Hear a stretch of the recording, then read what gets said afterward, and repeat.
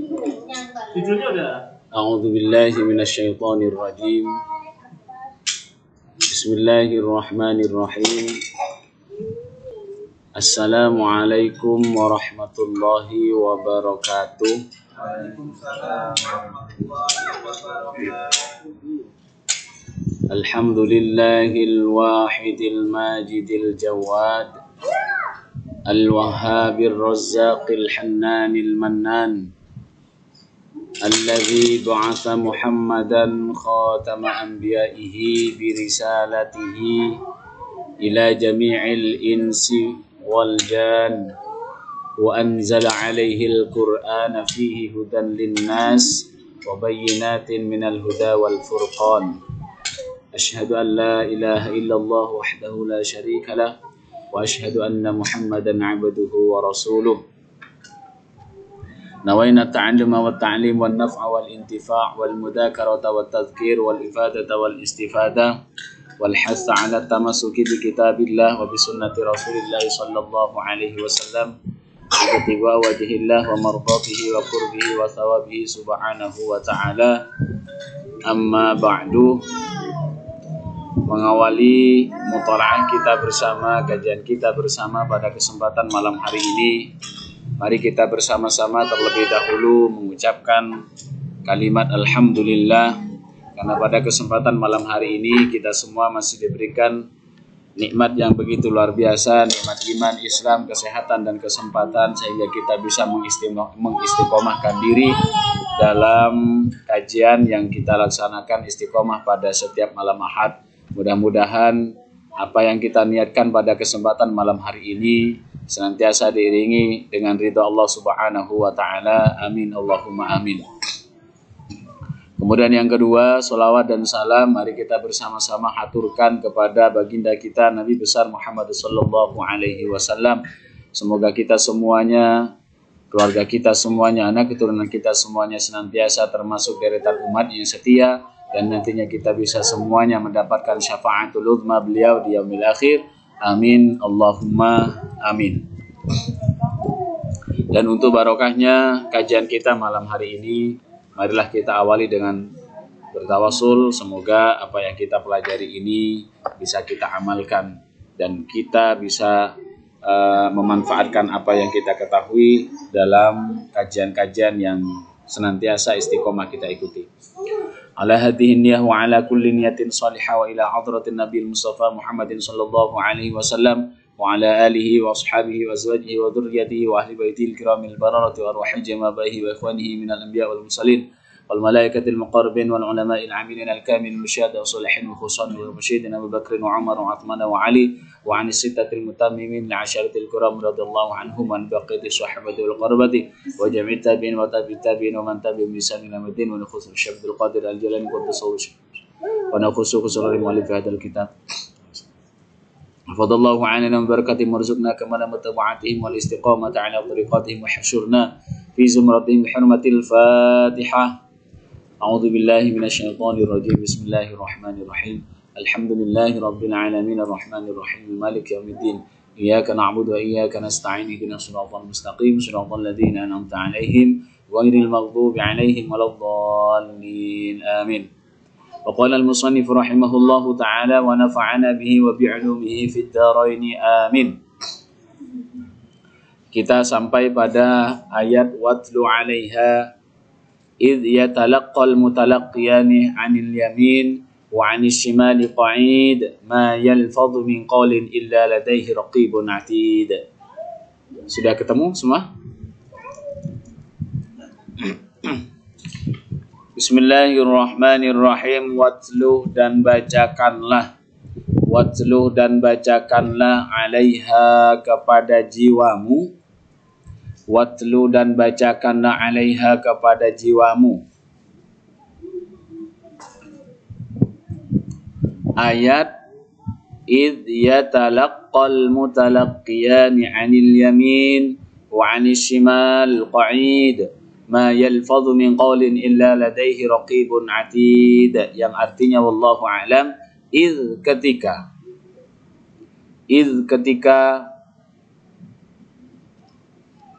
yatalaqqa mendapat atau mencatat. Ketika yatalaqqa mencatat atau mendapat al-mutalaqqiyani dua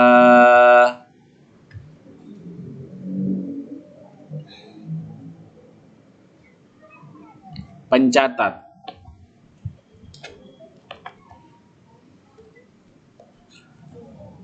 Dua pencatat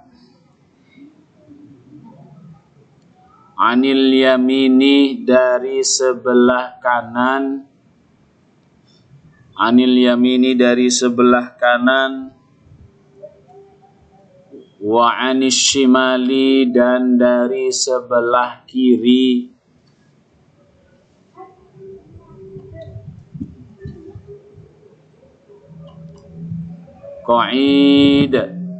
qa'idun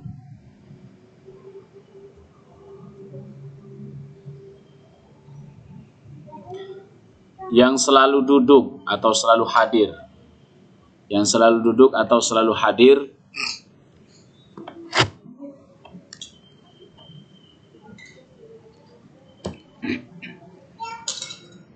Ma yalfadhu tidak berucap,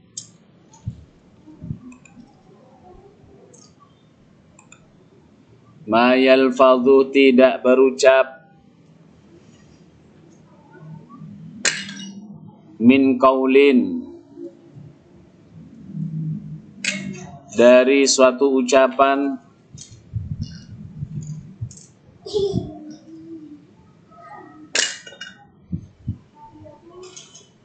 illa kecuali ladaihi di sisinya, subjek yalfadhu itu insan atau manusia ya, orang.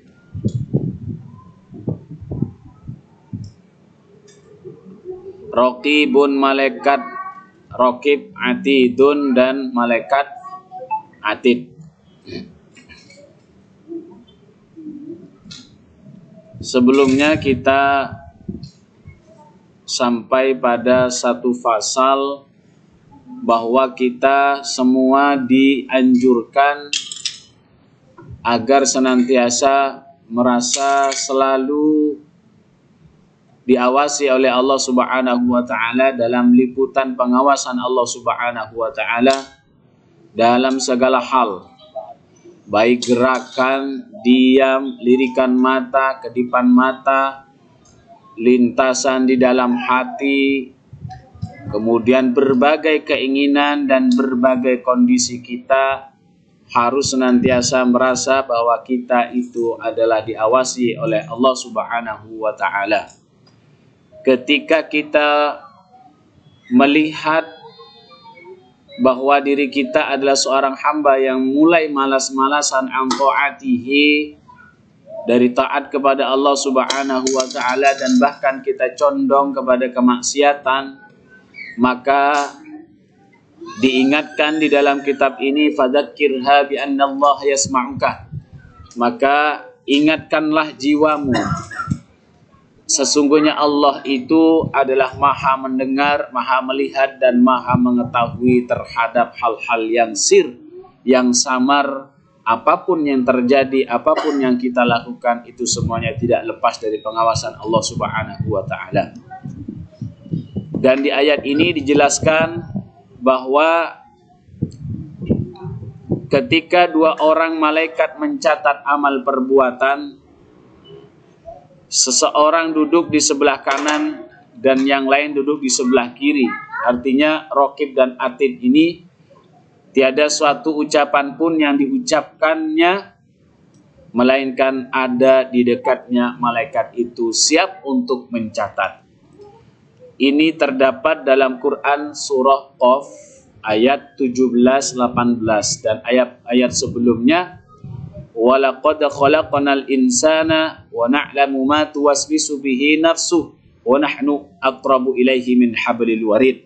Bahkan di ayat sebelumnya dijelaskan nahnu aqrabu ilaihi min hablil warid, bahwasannya Allah itu lebih dekat kepada kita daripada urat leher yang ada dalam tubuh kita.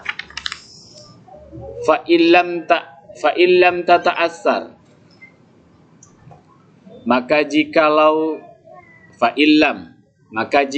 tidak tata'assar,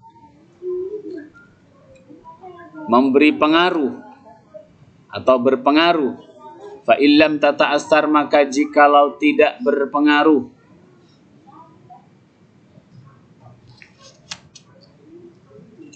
bihadza dzikri, dengan peringatan ini,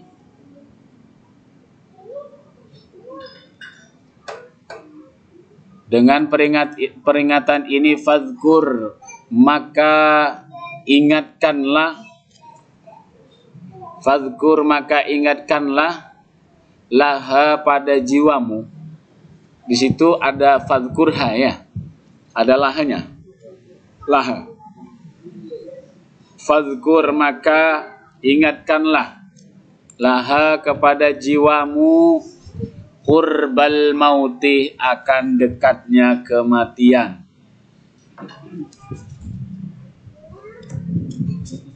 Wa annahu, dan bahwasannya kematian, atau sesungguhnya, al maut atau qurbal maut atau kematian, aqrabu, adalah hal yang paling dekat, aqrabu ghaibin, adalah hal yang paling dekatnya, adalah perkara gaib yang paling dekat. Sempurnanya begitu makna Indonesianya. Kalau makna kitabnya, aqrabu ghaibin adalah paling dekatnya kegaiban, atau sesuatu yang tidak kita ketahui, yuntadharu, yang dinantikan, apa, kematian. Dari kesemuanya yang sudah dijelaskan pada pertemuan-pertemuan sebelumnya, bahkan ayat tadi sudah dibacakan, disebutkan, mengingatkan kita bahwa kita senantiasa selalu diawasi oleh dua malaikat, Raqib dan Atid, siap mencatat segala bentuk aktivitas kita, dan itu tidak membekas terhadap kecondongan kita kepada hal-hal yang tidak baik. Maka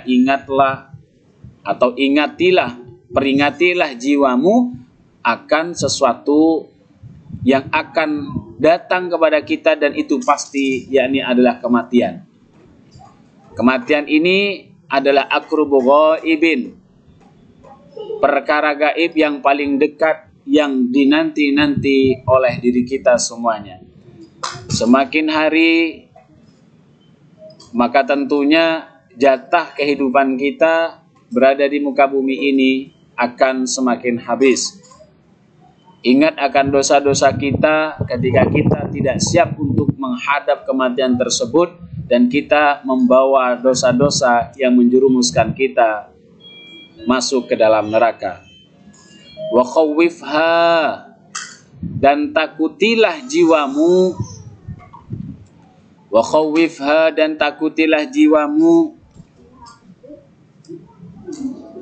bihujumihi, dengan serbuan mati,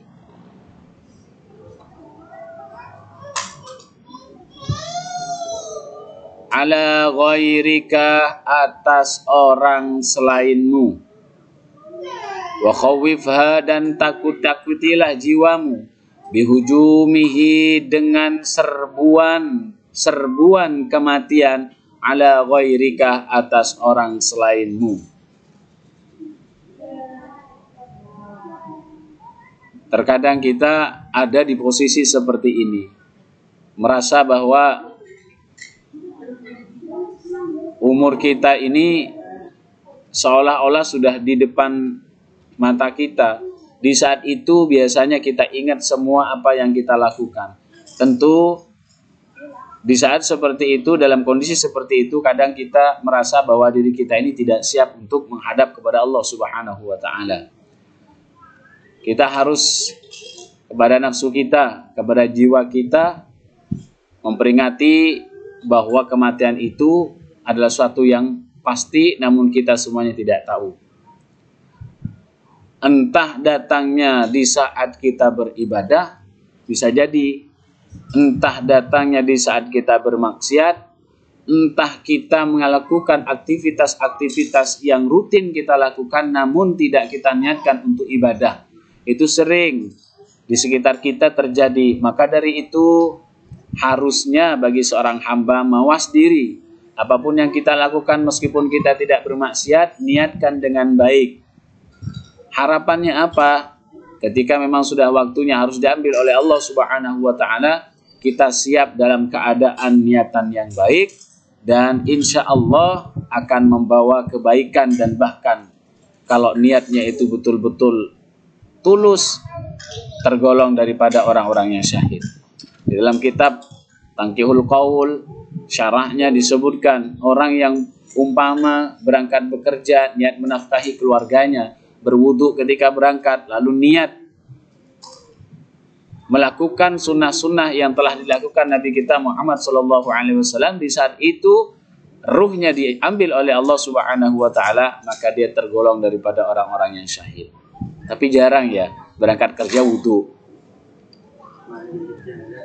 Mandi jarang. Wudu, apalagi ngaji seperti ini. Kalau bisa wudu biar berkah, barokah. Kajian-kajian seperti ini. Apalagi suatu yang wajib yang lainnya. Fikih sudah kita pelajari, tentang wudu sudah kita pelajari.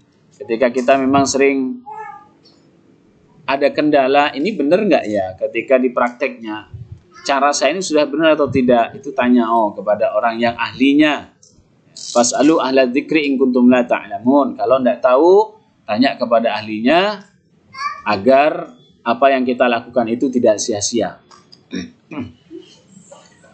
Wa annahu mata nazala biha wa hiya ala halatin ghairi mardiyatin tanqalibu bi khusranin la akhir lahu. Wa annahu, dan sesungguhnya kematian, wa annahu, dan sungguhnya kematian, mata nazalah, mata kapan nazalah turun kematian, biha kepada jiwa,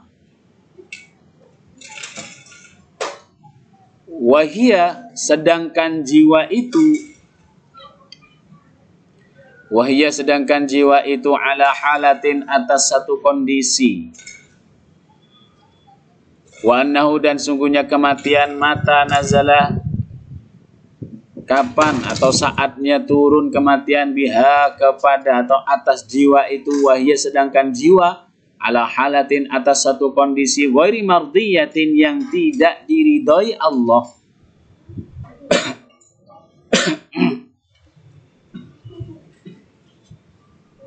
Tangqalibuh, maka akan terbalik kamu atau akan berbalik kamu, bi khusranin, mendapat kerugian, la akhirah, yang tiada akhir, lahu, bagi manusia, insan. Ya, kita khawatir ketika kematian itu datang, kita melakukan hal-hal yang tidak diridhoi oleh Allah Subhanahu wa taala. Atau kita tidak merasa pernah melakukan suatu kemaksiatan dan ditiru oleh orang-orang lain kemaksiatan tersebut. Katakanlah maksiat jariyah. Mengajarkan kepada orang lain, memberikan contoh kepada orang lain, punya maksiat jariyah, maka selama kemaksiatan tersebut berjalan, lalu kita mati, maka kita tetap akan mendapatkan dosa selama maksiat itu dilakukan oleh orang lain. Khawatir, kita harus punya rasa khawatir, takut bahwa apa yang kita lakukan ini betul-betul tidak diridhoi oleh Allah. Saat itu kita diambil nyawanya, maka apa? Tangqalibu bi khusranin, engkau akan mendapatkan kerugian, la akhir lahu, yang tanpa ada akhirnya. Khalidina fiha, bisa jadi berada di dalam neraka selama-lamanya.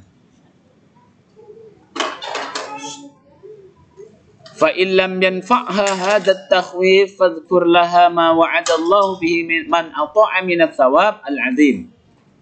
Fa illam yanfa'ha, fa illam maka jikalau tidak.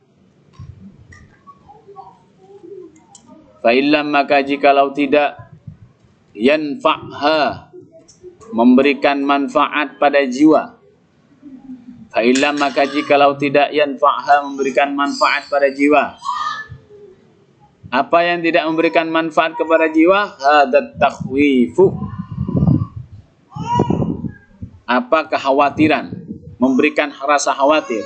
Di subjeknya hadat takhwifu, suatu yang bisa memberikan kekhawatiran. Jadi tidak bisa memberikan manfaat kepada jiwa, sesuatu yang bisa memberi kekhawatiran, rasa takut. Fadhkur, maka ingatlah. Maka ingatlah, maka ingatilah, ingatkanlah laha kepada jiwa.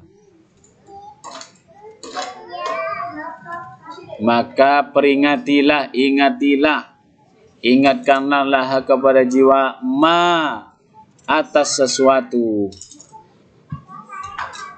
wa'ada yang telah berjanji, wa'ada yang telah berjanji. Allahu, siapa Allah, bihi dengan ma.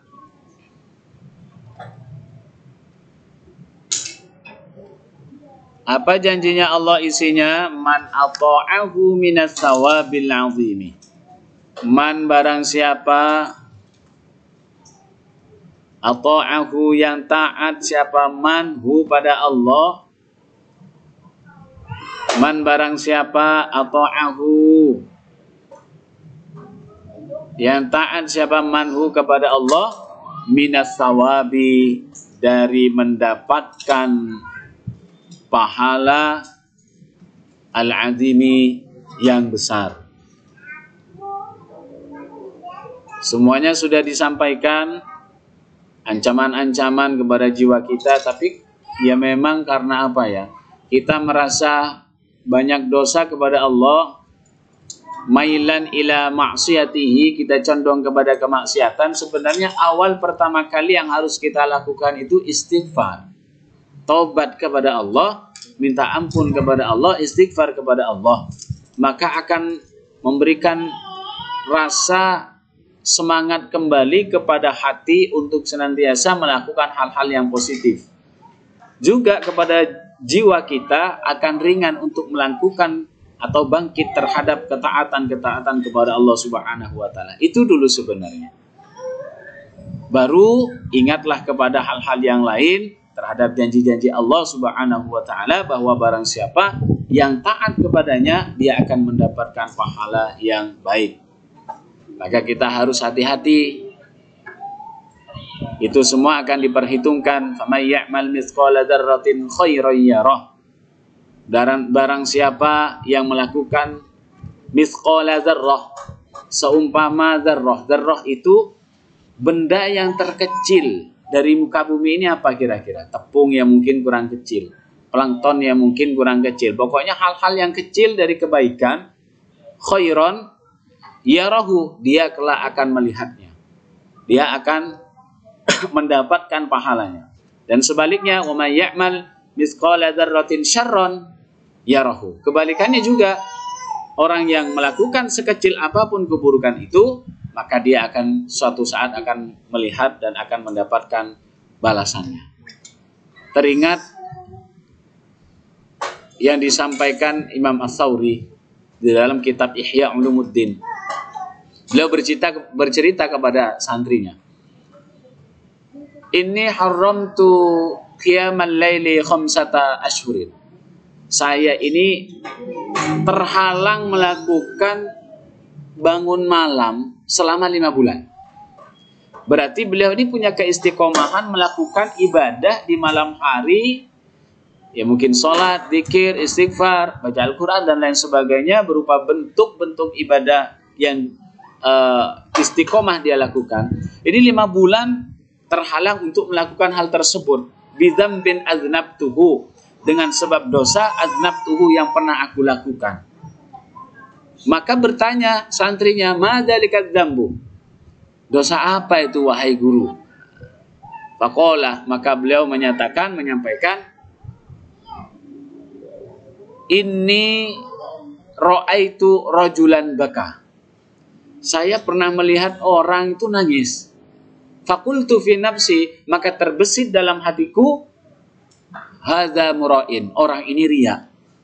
Padahal hanya sekedar gejolak hatinya menyampaikan seperti itu saja. Itu orangnya riya itu. Nah, itu sudah terhalang membuat Imam Ats-Tsauri ini melakukan ibadah selama 5 bulan tidak bisa ia lakukan. Berat. Berat kenapa? Karena satu dosa yang kecil tadi. Hanya sekedar apa? Suudzon kepada orang lain. Hanya sekedar nangis. Oh, riya dia. Pura-pura dia. Itu juga sudah menyebabkan ibadah itu berat kita lakukan. Apalagi dosa-dosa yang lain. Yang sering ngejek temennya, yang ngebully temennya, yang ya pokoknya macam-macam lah pekerjaan hati lalu diucapkan dengan lisan, ya, yang awalnya dari hati, karena loopnya hatinya mati, dinasihatin, ya ingat ketika itu, besoknya ngerasani lagi, luar biasa. Maka jangan disalahkan, kenapa saya itu ya susah melakukan ibadah. Sebenarnya kesalahannya di situ. Kesalahannya di situ, berat melakukan ibadah itu ketika tidak kita sadari lalu kita tidak minta ampun kepada Allah Subhanahu wa taala. Istighfar itu ya banyakin. Astagfirullahaladzim. Toh umpama seperti malam Jumat, yang lain mimpin, yang lain baca, yang nggak baca, yang nggak pegang buku, malah tidur. Jadi sebenarnya langkah baiknya ya istighfar, astagfirullahaladzim. Biarinlah orang lain mengatakan, so alim, so khusyuk, biarin. Alhamdulillah ketika ada yang mengatakan seperti itu, berarti pahalanya dia diberikan kepada kita. Kalau memang dia pahalanya sudah habis kelak. Tapi sebelum itu, pertanggungjawaban dia nanti adalah apapun yang dilakukan dari keburukan seorang hamba itu, dia akan dipertemukan terhadap objek yang pernah ia sakiti. Setelah habis nanti ya, pertama ditimbang antara amal baik sama amal buruknya. Banyak mana? Oh ternyata banyakkan baiknya. Diambillah sedikit demi sedikit, datang lagi yang minta tanggung jawab. Kamu dulu ketika di muka bumi, ketika kita masih sama-sama hidup, pernah ngejek saya, pernah ngebully saya. Dulu saya tidak bisa ngebalas sama sekali. Sekarang adalah pengadilan yang begitu adil, saya ingin menuntut semuanya. Pahala saya sudah habis katanya yang dituntut. Ya sudah, dosa kita yang diberikan kepada dia. Tuker. Maka kita harus sadar diri bahwasannya kemaksiatan itu harus kita istighfarin.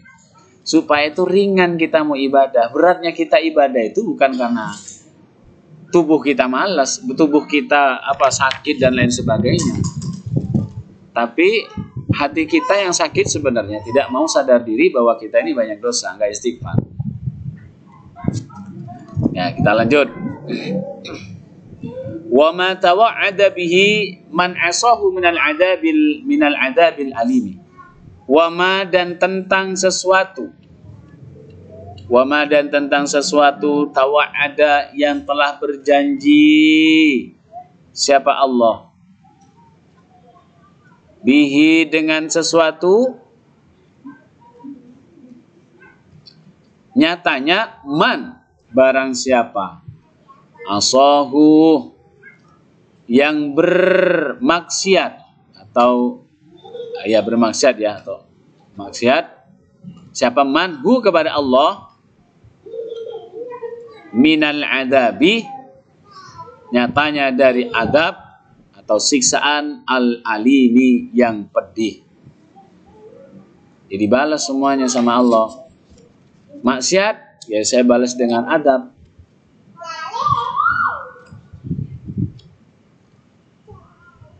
Wa qul laha, dan katakanlah laha kepada jiwa itu. Wa qul, dan katakanlah kepada jiwa itu, ya nafsu, wahai jiwa, hei nafsu.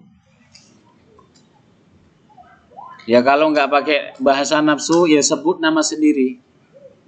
Hei fulan, ma ba'dal mauti,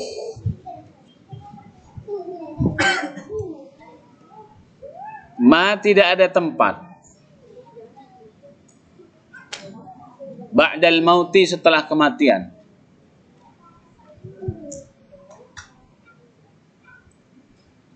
Ma tiada tempat ba'dal mauti setelah kematian min musta'tabin, untuk meminta kerelaan, minta maaf, minta rela. Jadi setelah nanti kita masing-masing semua mempertanggungjawabkan amalan kita, catatan amal yang kanan, catatan amal buku yang kiri, semuanya diberikan, maka di situ tidak ada tempat untuk kerelaan dari masing-masing kita, meskipun antara anak dan bapak, apalagi orang lain. Pemimpin kepada bawahannya, bawahan kepada pemimpinnya, guru kepada santrinya, santri kepada gurunya, kiai kepada santrinya, kiai sama istrinya, semuanya tidak akan ada tempat untuk minta kerelaan ketika sudah kematian itu berlaku. Wama ba'dad dunya, dan wama, tidak ada tempat ba'dad dunya setelah dunia. Mindarir, nyatanya dari negeri, tempat maksudnya. Illal jannatu, kecuali surga, awin naruh, atau neraka. Ya pilihannya dua, surga atau neraka. Saking adilnya nggak ada, oh yang di tengah-tengah Pak, banyak kan. Ini antara neraka, antara amal baik sama amal buruknya itu Pak sama persis, nggak ada, lalu di tengah-tengah. Separuh badannya di surga, separuh badannya di neraka. Allah adil, pasti nanti itu. Fakhtari, maka pilihlah. Fakhtari, maka pilihlah li nafsikah, untuk jiwamu atau untuk dirimu sendiri. In syi'ti, jika engkau berkehendak. Artinya ke jiwa itu ngomong begitu. Kalau kamu mau, ta'atan, akan taat, akan ketaatan. Takunu, maka kondisimu,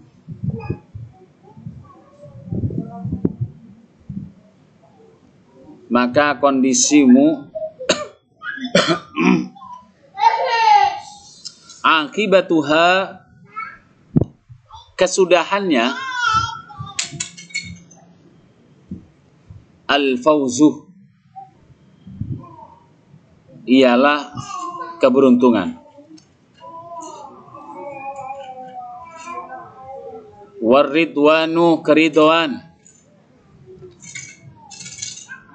Wal khuludu, dan kelanggengan, keabadian. Fi fasihil jinan, di luasnya surga. Surga itu bagus, surga itu baik, tapi yang lebih baik adalah kekal di dalam surganya. Neraka itu buruk, tapi yang lebih buruk itu adalah kekal di dalam nerakanya. Ada yang masuk surga sebelum sudah merasakan nikmatnya, ditarik lagi masuk neraka. Adapun sebaliknya, ketika sudah saling tuntut menuntut, wah saya sudah pasti nih baik nih. Ternyata masih ada, ini gambaran kita, tapi tidak begitu sebenarnya. Di belakang kita ternyata ada yang nuntut. dan mengharuskan kita masuk ke dalam neraka. Nah, itu yang paling kita khawatirkan. Maka kata Rasulullah, orang yang merugi itu bukan orang yang bangkrut, bukan. Tapi ketika di akhirat nanti, pahala-pahalanya diambil oleh orang lain. Kenapa? Selama di muka bumi ini, ia tidak bisa menghalalkan apa yang dia lakukan.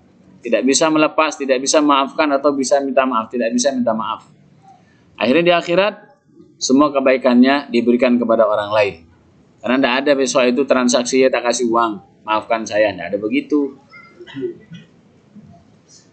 Wan nadru ila wajhillah, dan memandang, wan nadru dan memandang ila wajhillah, kepada zatnya Allah,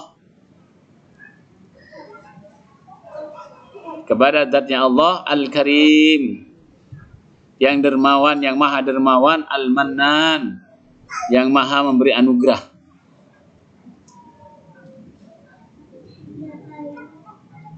Nah, ini kebaikan, sampaikan kepada jiwamu. Kalau kamu mau taat, nanti akibatmu akan dapat keberuntungan, ridhonya Allah, kekal di dalam surga, dan mampu bisa untuk melihat zatnya Allah Subhanahu wa ta'ala. Wa in syi'ti maksiatan, wa in syi'ti, dan jikalau engkau berkehendak,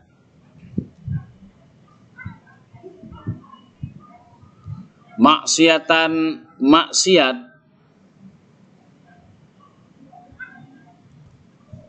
yakunu, maka akan ada kondisinya,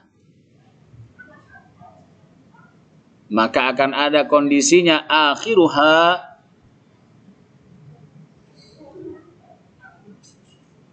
akhirnya jiwa,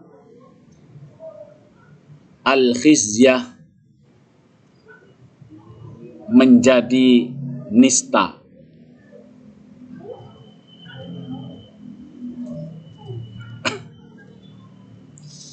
Walhawan, dan hina, walhawan, dan hina, wasukhta, dan dimurkai Allah,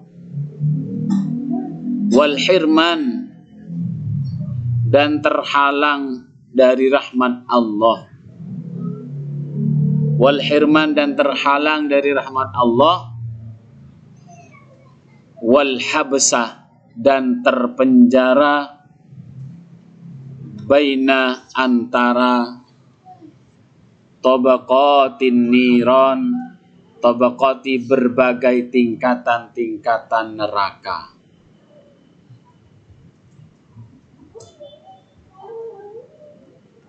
Jadi sebaliknya, kalau kita sering maksiat, jiwa ini juga tidak bisa diobati, maka akibatnya nanti akan mendapatkan murka Allah Subhanahu wa ta'ala, dan yang pasti adalah akan kekal di dalam neraka. Dan itu jelas-jelas telah disampaikan oleh Nabi kita Muhammad SAW dari berbagai hadisnya, bahkan ayat-ayat Al-Quran menyampaikan seperti itu. Tapi kadang kita tidak bisa untuk membersihkan diri, membersihkan hati, sehingga tidak bisa mengindahkan apa yang telah dibawa Nabi kita Muhammad SAW. Itu saja kajian kita pada kesempatan malam hari ini. Mudah-mudahan bisa membawa manfaat apa yang kita kaji, dan menjadi hamba Allah yang senang bertaubat, beristighfar kepada Allah Subhanahu wa ta'ala atas dosa-dosa yang kita lakukan. Wallahu a'lam bishawab. Wassalamualaikum warahmatullahi wabarakatuh.